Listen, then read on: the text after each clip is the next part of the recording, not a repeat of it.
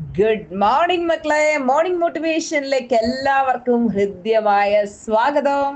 ഇന്നും മൺഡേ ആണ്. മൺഡേ ആകുമ്പോൾ പൊതുവെ പലർക്കും ചെറിയൊരു മടി വരും അല്ലെ.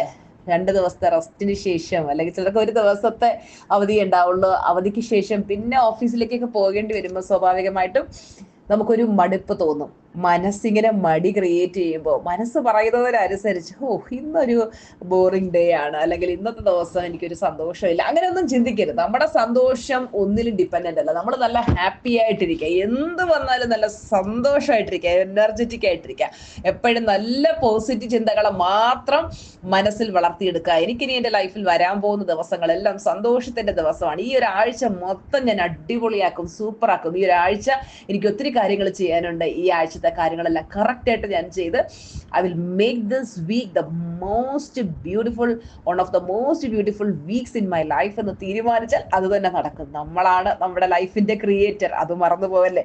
അപ്പൊ രാവിലെ ചടഞ്ഞിരിക്കാതെ ചാടി എഴുന്നേറ്റ് ആക്റ്റീവായിട്ട് ചെയ്യാനുള്ള കാര്യങ്ങളൊക്കെ ഇങ്ങോട്ട് ചെയ്തേ. എന്നിട്ട് മുഖത്ത് നല്ല അടിപൊളി ഒരു പുഞ്ചിരി അങ്ങോട്ട് വിടർത്തിയേ. പുഞ്ചിരി വരുന്നില്ലെങ്കിൽ ചിരിക്കുക.